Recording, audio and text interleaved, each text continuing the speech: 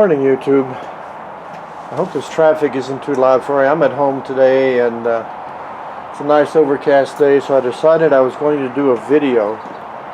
Some people have asked me several times that when they're metal detecting and they get a target and they can hear it in their headphones, but they can't tell the difference between them.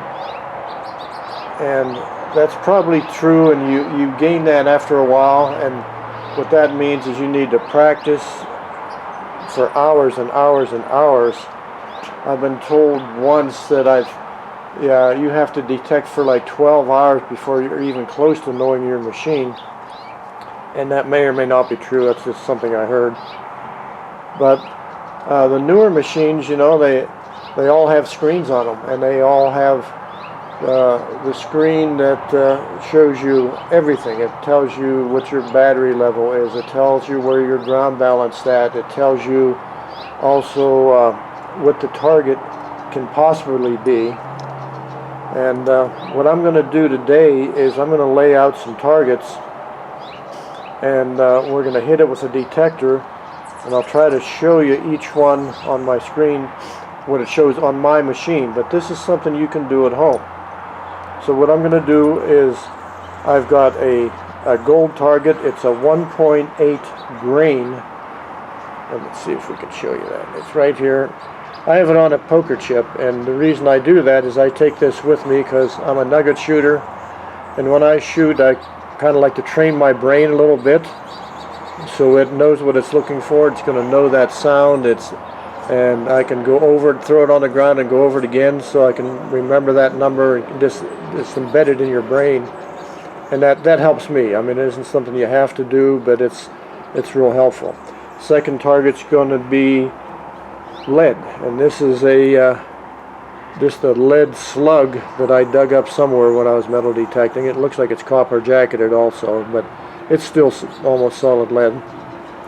The next one is going to be copper, and this piece of copper is actually an electrode off my plasma cam machine that's no good. It's burned out on the end, so we're going to use that as the copper. A piece of brass, and this will be the next one. Sorry for that slight interruption. I had a phone call and I had to take it. So anyhow, the last target's going to be steel. It's a nail. And believe it or not, you find nails when you metal detect. For me, I find lots of nails. Square nails, horseshoe nails, boot tacks, regular nails like this one. So we're going to lay these out, and later I'm going to show you a target masking thing that makes things look a little bit different. So let me get these laid out, and we'll be right back. Okay, so there I got the targets laid out. The far left one, which may be a little hard to see, is the 1.8 grain nugget on a poker chip. The next one here is lead, copper, brass, and this is our nail. And we'll hit those with a detector. And you know what, I'm going to throw one more target in there. I think I can squeeze it in here in this whole lineup. Just a minute. Okay, this is the target. I don't think you guys ever hit any of these. It's a pull tab. And, you know, that's just one of the things you run into because people are out there prospecting or just camping, and they have a beer and then they pull the tab off and throw it, so they're everywhere. So we'll get started here in just a second. We're going to start over here on the gold on the poker chip. Adjust the camera up a little bit and we'll do it to it. Okay, so what we're going to do, we're going to go over it. You can hear that, and I'll see if I can get the scope in here at the same time. There we go. As soon as this is a metal detector, it's a motion metal detector. So this is running between 7, 5, if I go too slow it changes, but it'll run up to 10, between 6 and 10. That's gold. Here's the lead.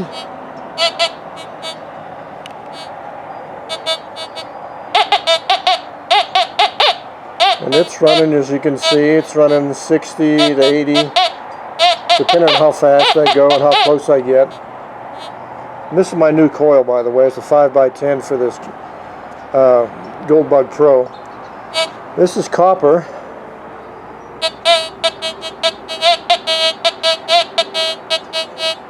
Copper's running right in the 80s, and I'm sure that the brass will too. It's running steady one about 60 to 80. Here's our nail.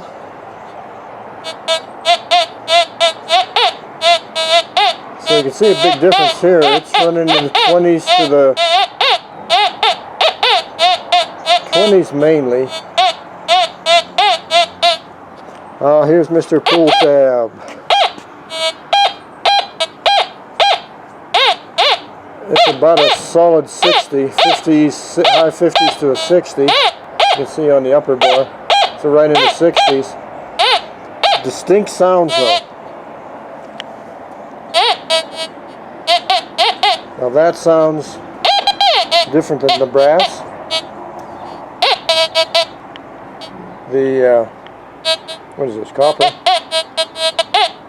Now, some of these sound the same to me, even though I've done this a while. But being a nugget shooter, this is the one I'm interested in.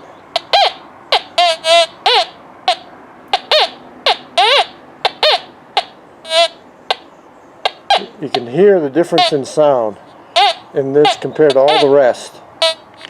So there's not only a difference in sound, there's also a difference in the numbers, as you can see by the scope when I was showing the scope. So those things you got to practice and really pay attention. And this is, I mean, I have no cost in this stuff rather than the little teeny 1.8 gram piece of gold. You know, that's an old bullet, an old tip, an old piece of brass off a fan, a nail that was laying in the shop, and a pull tab off of something I must have drank. So, you know, there's no cost here, but it just takes a little time, and you can't do it 5 minutes, do it once and leave. You've got to do this and you've got to practice it. It's like you practice your swing when you go out to make sure it's low and slow when you swing and you don't overstep and you overlap. And that's why I went to the bigger 5x10 coil on this Goldbug Pro, that I can get a wider swath that I cut when I'm detecting, so it will enable me to move a little faster and still get a really good overlap. It's hard to overlap a 5-inch coil, but with this one, this is 5x10, 5 wide, 10 long, I can get into tight places, and it's just a really good coil for this machine. Your machine for the other, your machine, I started to say and lost my train of thought. Your machine, although it's not a Goldbug Pro, they're all basically the same. They have the same kind of ground balance, and that's obviously the first thing you want to do is ground balance before you start even doing this test of all the different numbers you're going to see in different sounds. Ground balance it, make sure it's perfectly ground balanced, then do it. And your numbers will probably be different than mine. I mean, I'd almost guarantee that they're different. But do it and do it again and do it again, and it'll just make your detecting much easier. You'll know what's there. But being a nugget shooter, although all these targets here that we have laid out, you know, every one of these here make a different sound and give me a different number, and that's true. But the other thing is, when you're shooting nuggets, you dig all targets. You never know about a target and what it's going to, what it's actually going to be, because in the ground, now this is an air test that I just did, in the ground there's other mineralization involved, or there could be junk involved that will really, really change the way something sounds. I'm going to give you an example of that here in a second. So you're going to go out detecting, and when you get out there, maybe it's an old homestead or it's an old mine area, and there's this trash everywhere. So you run into what's called target masking. So there's my gold, and you remember what the number was. It was really low. It was like 4 to, I think it was 4 to 10. So now, let me see if I can do this. And this is the same. Hang on, I'm lost here.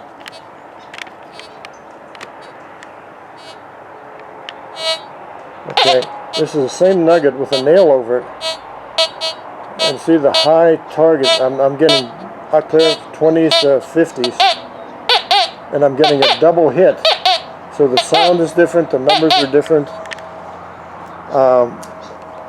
and that target masking is really hard, and that's why when nugget shooters hunt, they will automatically dig every target, because that nail laying there is masking that piece of gold. Now it's a little piece of gold, granted, but even a big piece of gold will do the same. Or it could be this lead bullet laying on it, and it'll do the same thing. All these targets will do the same thing to each other with target masking.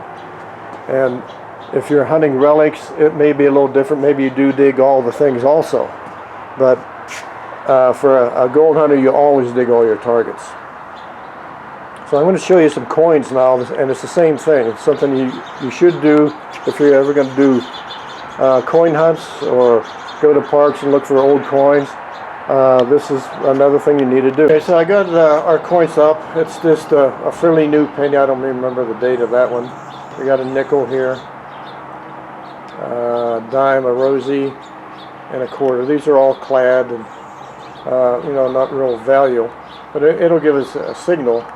Now with the metal detecting for nuggets, I'm in an all metal mode. So I'm going to switch to a discrimination mode, and you'll get a signal, and you'll still have the same masking problem, but you can discriminate out like that nail. Okay, so now I'm in a discrimination mode. I'm about midway on threshold and gains about halfway on this particular machine. Now my MXT that I have, if I go over a penny it reads 1 cent, if I go over a nickel it reads 5 cents. This machine, because it's a gold machine, doesn't do that, but it does give you your target.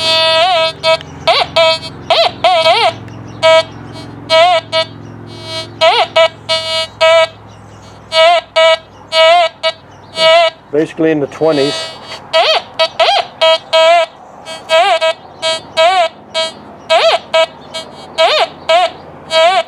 Nickels want to stay around 9 or 10. This is the rosy, the dime.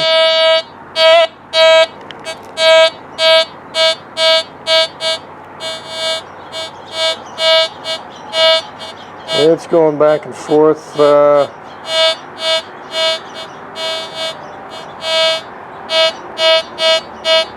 It's probably up there in the 60s, not the number in the middle. Here's the quarter.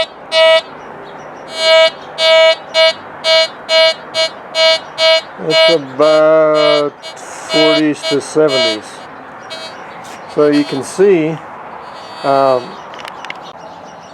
see, with a gold machine, you're not going to have as accurate readings, I don't think, on your numbers. It'll give you an idea if you know what those numbers are, but you've got to practice this and show your brain what it is you're looking at and relate to it. And you can just take a piece of paper and write all these numbers down and check it real quick. Keep it in your pocket if you want. Okay, so I've masked the nickel now with a nail. You can see it there. And we'll swing over it, and you'll see there's a huge difference in the tone and a huge difference in the number. It was running about an 11 to 13, I believe, on that nickel, and now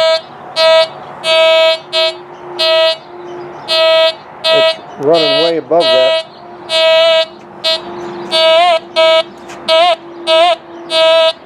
And see, it varies if you go lengthwise on the nail or side to side. And so it's a real funny target now.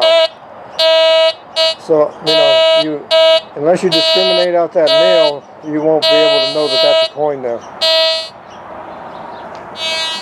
So, that's just some basics on it, on practicing, and I think it's something everybody needs to do, especially when you're first starting out. You need to know what this stuff sounds like. You may be walking over gold if you're a nugget shooter. You may be walking over coins if you're a coin shooter. So in my opinion, you have to have the right detector to start with, which, like I have the Gold Bug Pro. It's a gold machine. Everybody has their own gold machine. Now my MXT is more of a coin machine or a relic machine. And get the right machine for what you think you want to do. Then if you're going to hunt nuggets, get a gold machine. Get all your stuff laid out and practice it a few times. Even if you grab a handful of sand, then cover your coin or your target or whatever your target happens to be, because it'll be different then too, and your depth of finding it will be less because now you have dirt on it, and that's another thing that you should do. But that's it for now. Thanks for watching. Give it a thumbs up, share, and subscribe. You guys all have a good day and find lots of gold or coins or whatever you're hunting.